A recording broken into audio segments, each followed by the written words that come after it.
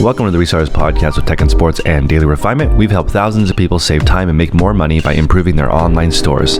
Check out patreon.com/the Resellers Podcast for thousands of hours of full-length ad-free podcasts and coaching calls.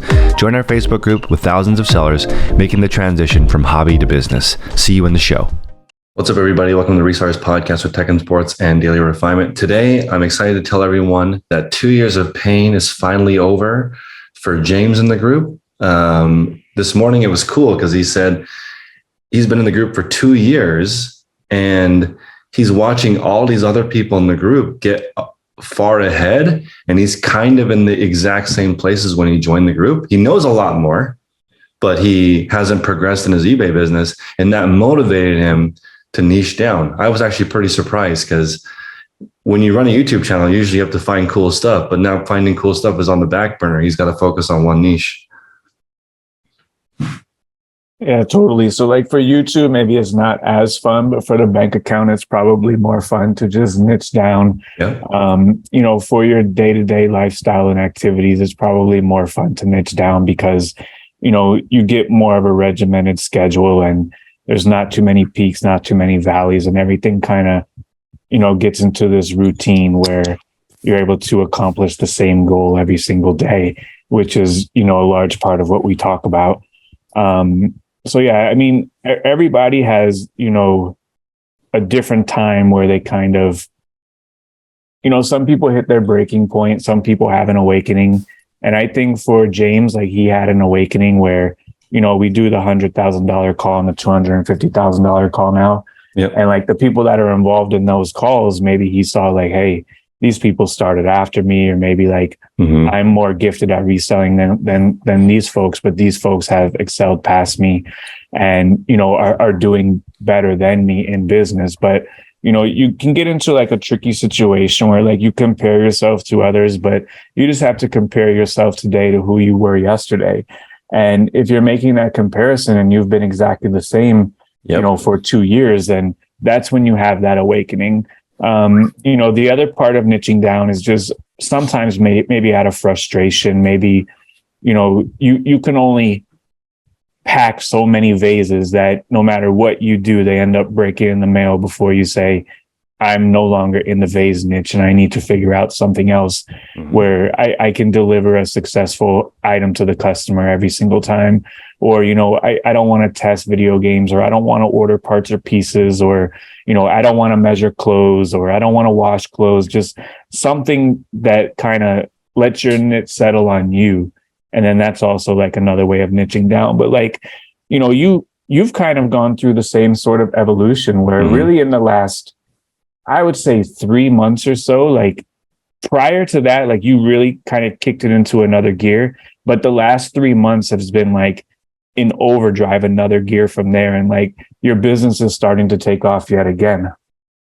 Yeah, I think this morning's call was so motivating for me because I don't want to wake up in 2 years and be in the same place. That actually scares me. I don't, you do things now, so 2 years from now, your life is different.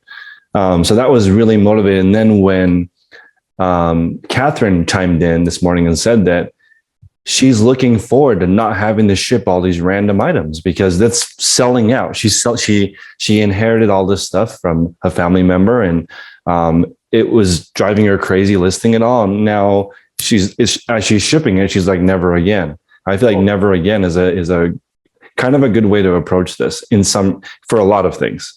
Yeah. And James said the same thing, that Jamie sold over 100 items this weekend. Yep. And it took James an hour and a half longer to ship his, handful of items. That's over exactly Jamie right. Shipping hundreds of items. So, the way how Jamie was able to ship them faster is that, it's a different niche. So he didn't have to get a bunch of boxes. He didn't have to get a bunch of parts and pieces. And he also obviously has a setup that is geared towards shipping those types of items, which makes it go so much faster. So, you've been showing your setup, for the last couple of weeks on how you guys are able to ship the large amount of volume that you're doing every single day. And in the video that you released a day or two ago, you said that you're really striving for the metric of same day shipping. And you could do same day shipping with ease if it's all the same kind of items and your shipping setup is geared towards what you're actually shipping. But like to do same day shipping on an assortment of items, that becomes very difficult to do. Yeah. And I think that when you are a customer and you buy something and then an hour later it says, here's your tracking number. Yeah. I mean, that experience is awesome. Like, I think that a lot of people forget like what we're doing this for. We're doing this for other people. Other people buy the things that we find. Yeah. And, you know, I've been thinking to myself, like, I just want to do what the customer wants. And in the last 3 months has been Overdrive. I've just been thinking, oh, everything. Is this slower for the customer or better for the customer? And I think there's a couple points I want to touch here. One of my flea market vendors had shoes because their shoe person didn't show up. And it was interesting because it was all the brands everyone talks about, Hoka, On Cloud, Nike, Adidas, but I'm out of the shoe game. So I was just thinking, you know what? I'm going to help my flea market vendor out, get all the shoes from them because it's taking up space for them. Went back to my warehouse, wholesaled all of them, made $1 a pair, but I'm not in the shoe game. And I thought this is so interesting because like, it's so easy to look at. I got 160 pairs of Nike, Adidas, all good stuff, but to clean it and stage it and stuff it and organize it, I'm not even taking it out of the doorway.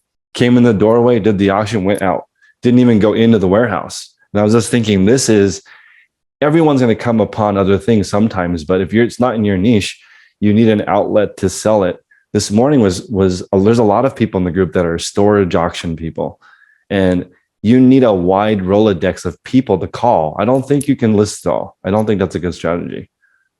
Yeah. So 2 things. When I say Overdrive, it's not you physically working harder or working longer hours. It's just the sheer volume and production level that you and your crew have been at in the last 3 months is another level, like hundreds of items more per day, just because everything is much more streamlined.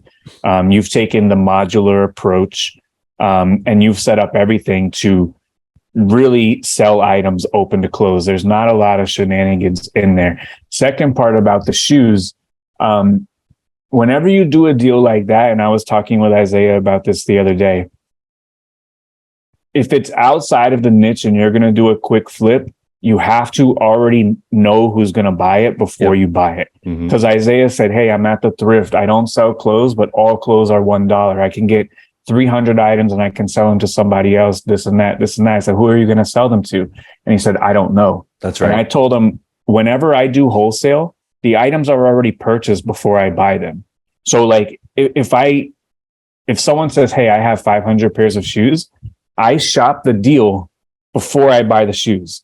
And then I get a commitment for someone to purchase them. Yep. And then I say, okay, I'll take the shoes. And I just simply pass them from one person to another, take a little bit in the middle for brokering the deal, and then pass them to somebody else. So for you to do the shoes, since you have a lot of people who buy from you, you have a large social media following, that's a deal that you can facilitate. But like for Isaiah, just to pop on, 300 pieces of clothing, and then he gets home and he's thinking, now what?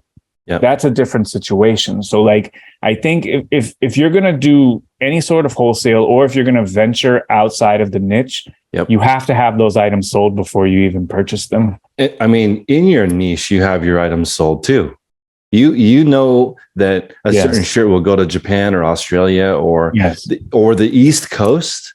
Yes. If I sell Southern Tide, it's not going to be on the West Coast. It's going to the East Coast. Right. And I told Isaiah that too. I told him every single item that I buy, it's already sold and I know who's going to buy it. Even if it's a Tommy Bahama shirt, I know Bill is going to buy that. Okay. There's a Netflix show called Swap Shop. And sometimes you see somebody overpay for an item. It's because they already have a buyer. Sure. That is the only reason that you can overpay for an item, because you already have it sold. It's very, very important to already have your items sold before you purchase them. Super important. That is, because you'll see it. And when you watch Antique Roadshow or whatever, people know who it's going to. It's almost difficult to assess the value of the item if you don't know the final customer. Because if you have to guess, then the range on the price could be anywhere from $1 to $1,000. Sure. Absolutely. Yeah. If you have to guess, you don't have all the data points. You have, what you see on the comms, but like you've been saying the last couple of days, like until you get like an intimate knowledge and intimate, understanding of who your customer is and kind of how they shop and maybe what their pain points are, what convenience you can provide to them, you kind of don't know the full spectrum of the sales cycle. So I'm going to make a video with my hot take, but you actually had a hotter take, but we can discuss that right now, which is like, I was thinking, you know what? Like, I like accountability, but was thinking to myself, maybe eBay sellers ruined eBay because they enter in so many items incorrectly that when people are shopping, they really have no idea what they're buying. But then you made the point that you can list anything on eBay. Anything, literally anything in the world. You could list, a dingle hopper, or you could list tiddlywinks. You can list literally anything on the face of the earth on eBay. Yeah.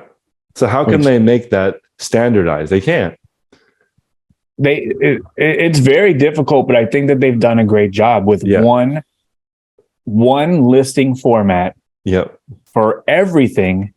They did a massive overhaul about 8 years ago when they developed the catalogs. Mm-hmm. Before they had the catalog and the categories, it was one category on eBay.com. Now that they have catalog and categories, it's a little bit broken down better and it's much easier to shop. But before that, it was one category, eBay. So it's like, of course, if eBay, I think, because eBay was the first e-commerce platform, really, if they mastered every single category, which is impossible, then all these other companies that pop up and just do one thing wouldn't exist. I feel like StockX, when they popped up, they just did shoes. And maybe it was a little bit less confusing than eBay. So they took off. Poshmark popped up and did women's clothing a little bit easier. So they got some traction. But if eBay item specifics for women clothing were perfect, I feel like they would just stay on eBay.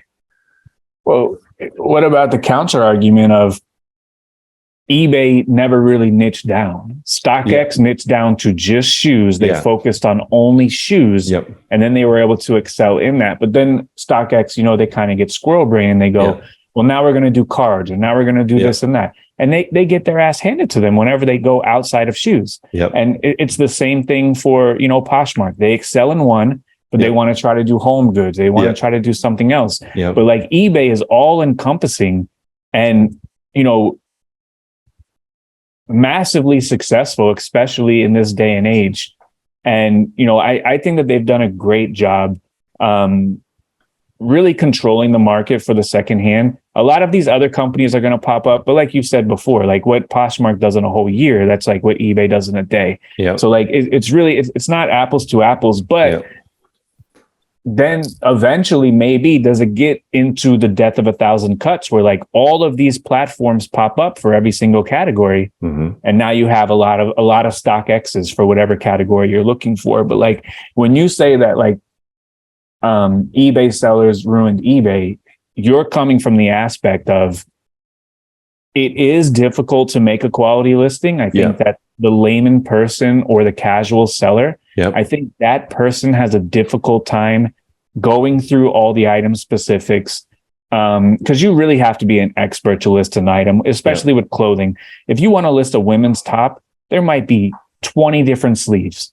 And the general public really doesn't know what these items are. Yeah. So like, but by you saying like the eBay sellers have hurt eBay, it's that they're putting up listings that, are not the quality listings that we talk about. Mm-hmm. And customers can't find them, or customers do find them and it's not what they're looking for. Yep. Or customers do find them and maybe it's not exactly as described and then potentially could lead to a refund or a return. But then like I was saying is that with so many listings on eBay across the entire spectrum of everything, like there's Jesus Cheetos on eBay, like there's everything on eBay.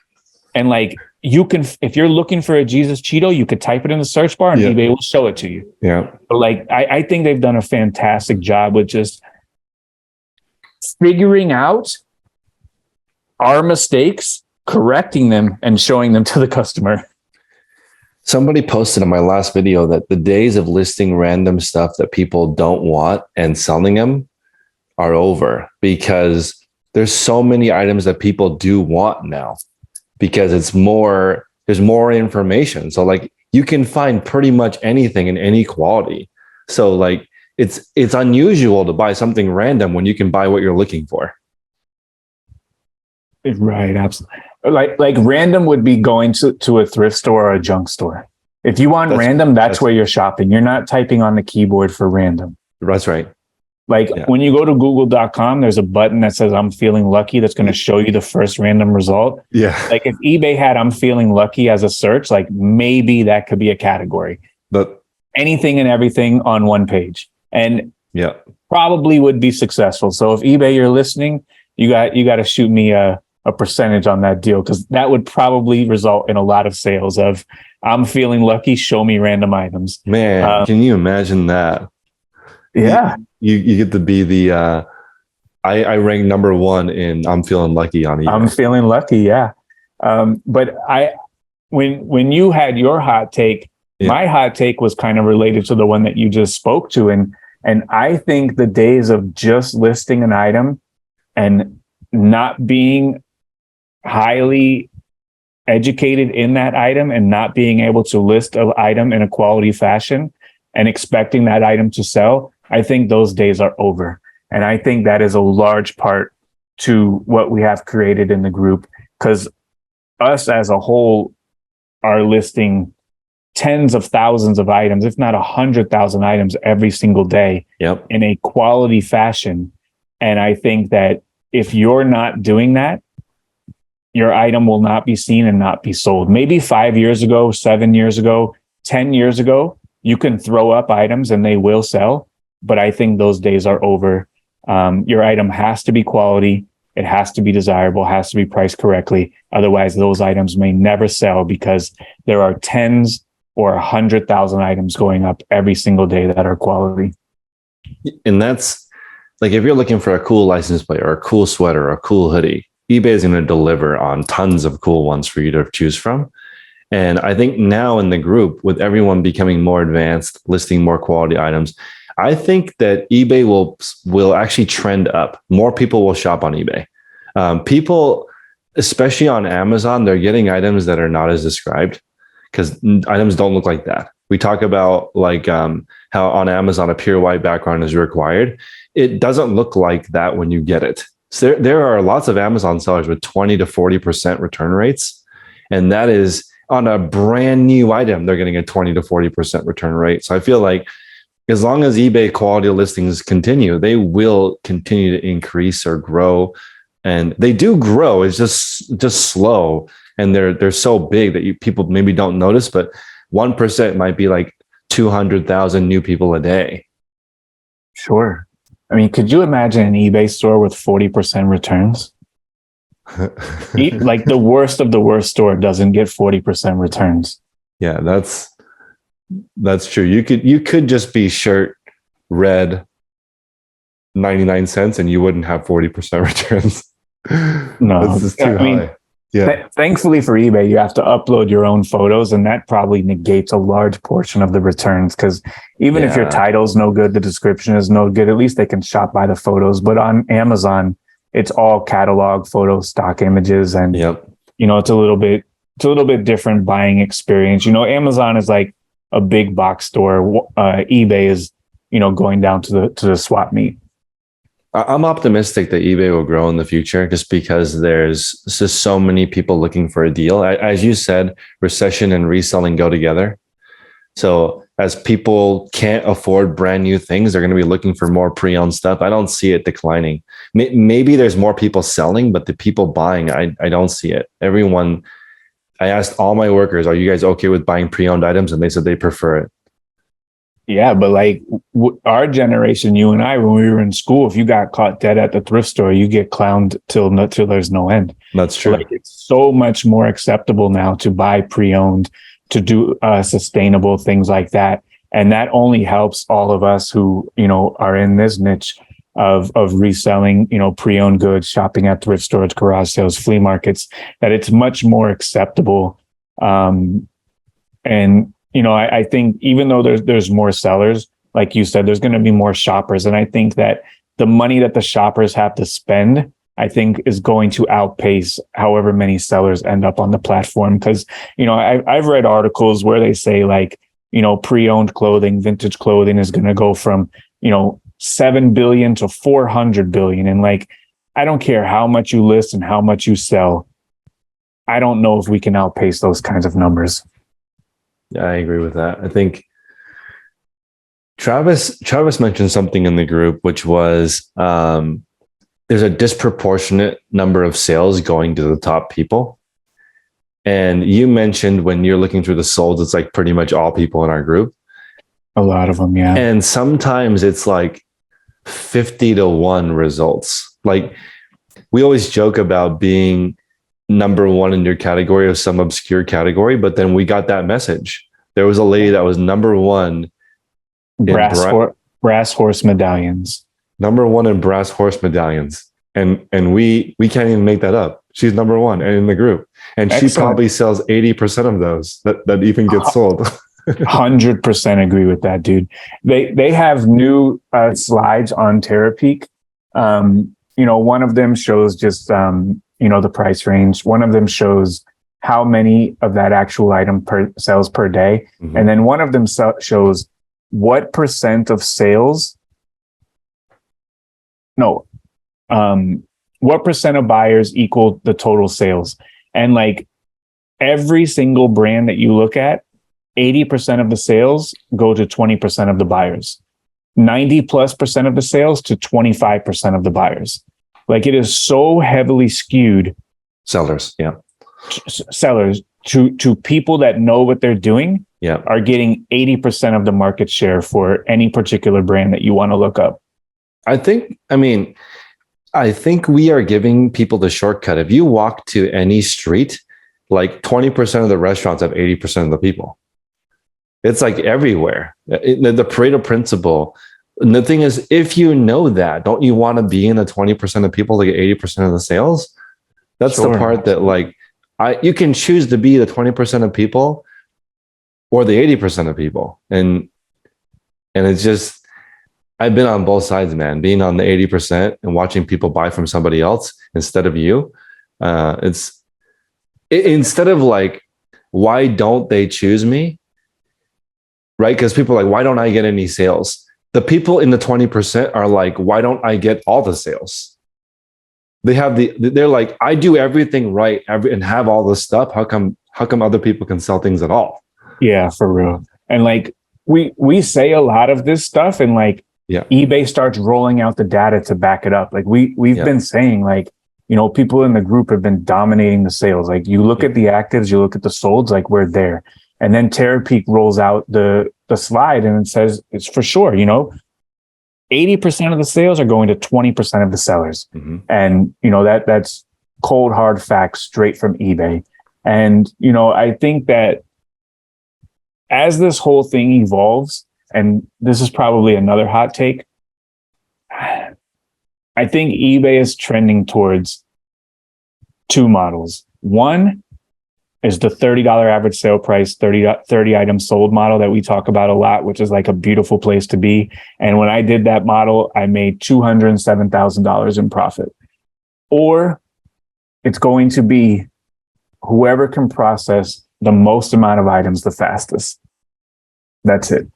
One or the other. I think that makes sense as a platform matures. I sent you a business plan. And this person said they want to get as much traffic as eBay, but only like 100 sellers. And I was like, is that the future? Like only the top 100 people get 100% of the sales and nobody else gets any sales? Because he was saying, why not? They have all the best stuff, all the best marketing, all the best influencers, all the best celebrities, all plugging the same 100 people. And obviously you said as much traffic as eBay is a tall order. Yeah, tall task. Yeah. But like you said, like a lot of the information in the group and the people that are in the group, they have like this shortcut to cutting off years and years and years of, trial and error, experimenting and things like that. And on the $250,000 call, I was thinking like, you know how many times I got kicked in the mouth trying to figure this stuff out? Yeah. And people in the group, they don't ever get to experience that. It's just shortcut. This is what works. Just do this and just live a great life. Like, do you know how many roadblocks or how many yeah, definitely. How many failures people don't even have to experience because just as a collective, we have figured out a very good way to do this. So Jocelyn, I'm going to give you an example of how a person can break through when just starting off. It's a good question. So as an example, today, all I did was meetings with people trying to make sure that we have the exact same process, start to finish. But everyone in my shop sells different stuff because they may know something more than other people. There's a lady that really knows women's vintage. Every single women's vintage piece goes to her because she's more of an expert in that niche. It just develops over time. Whatever you like and your eye is. So in the group, the biggest shortcut is that you don't have to learn how to do eBay. You just have to learn your niche. That's it. We'll show you how to do eBay the most efficient way. You just need to pick a category and then you become good at it. So in my shop now, we have the vintage lady. One lady really loves selling t-shirts. I have one guy. He loves selling all the men's stuff. One lady prefers only pre-owned stuff. So I talked to my flea market lady and I'm like, I want to up the pre-owned stuff that I buy. So we're going to expand a couple more brands because this lady is an expert at this type of stuff. So same process, different knowledge is how you start as a beginner. You just do eBay the way we recommend it, and then you get better at certain categories. That's how you do it. For sure. And I think that, with all the documentation in the group and, people saying, you know what, I'm going to go back to the beginning and listen to, like James said, he's going to bite the bullet, go back to the beginning, listen to all the calls from the beginning, figure out the niche he wants to do. From what he's saying, like really become an expert in the niche, listen to Michelle's calls, fabric types, things like that. And, if he does dedicate the time to do that, after, spending the time listening to those calls, doing his research like we recommend, he will come out on the other side of that with a very good understanding of how to sell clothing. And, after that, the rest is just developing that schedule and then just building that consistency, that's the hardest part for you and I to help people with is the consistency because, outside of like building a successful schedule for them, which we have the successful schedule. Like the only thing after that is like us to drive over there and list the items for them. So like that, and that is the main separator. There's two separators between 100,000 and 250,000. One of them is consistency because there were people on the 250,000 call going, I've listed 40 items a day for 468 days in a row. That's why they're at that level. Yeah. That's the number one separator. The number one separator is consistency. Yeah. The number two separator is time. They've just been doing it for a year longer. Yeah. That's the only difference. Yeah. And in the 100K call, everyone is still working on the draft bank. You've just become a little bit consistent and now you have some traction. And that's why people are saying like, oh, what's the point of being in the group? All the information is out there. It is out there. We're not teaching information. We're teaching consistency. The ship, do customer service, ship, photograph, list. That's how you do eBay. But then how to be consistent takes all year. And actually, it takes forever. You said, do it the right way forever. Yeah. I mean, what's the alternative? Do it the right way for a little while and then do it the wrong way for no, but that's how and that's what happens. I guess people do get a little traction and they kind of go back to their old way. Yeah. And that's something you've been focusing on for the last 3 months is like, okay, I found what works. I'm just going to do this tomorrow. Like, just make it easy on yourself. Just do it again tomorrow. We don't need to do all this other kind of stuff and all this craziness and all these things that, are unproven. Find what you can do successfully. Wake up in the morning tomorrow and do the exact same thing again. Yep. And if you really think about, is this thing that you found, we did a podcast of door number 1 and door number 2. Door number 1, you know what's going to happen. Door number 2, you don't know. This door number 2 that you don't know, it takes away from your ability to do door number one. And I think Isaiah was coming up with that this morning on his own. He said, I am tired of not knowing item specifics. Struggling through item specifics sucks. Sure. Absolutely, man. It's not fun to have no idea. You see the item specifics, there's 5, you don't recognize any of them.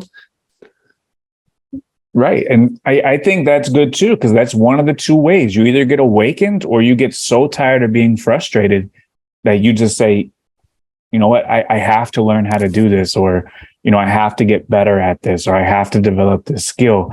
And for a lot of things, when it does come to reselling, is that you only have to learn these things one time and they stay with you for a lifetime. There's not a lot of like continuing education. Like they don't develop new sleeve types every year. They don't develop new, sets of item specifics every month. Like it's not like continuing education. You got to go back to the classroom and, get the laser pointer out and go over new sleeve types. You just have to learn it once. Yeah. Once you learn sleeve types once, you will know that until you're on your deathbed. They can quiz you in the hospital and say, what kind of sleeve is this? And you go, that's a dolman sleeve. And like, you got it forever. Yeah. You just have to learn it one time. And a dolman sleeve is always going to be a dolman sleeve. It's never going to change. Thank you for listening to the Resellers Podcast with Tech and Sports and Daily Refinement. If you'd like to listen to the full episode, please check us out at patreon.com/the Resellers Podcast for all information, all our full-length episodes, over thousands of hours of coaching, and our Facebook mentorship group, which is $35 per month, just about $1 a day to help you get to the next level. We appreciate you guys. See you next time.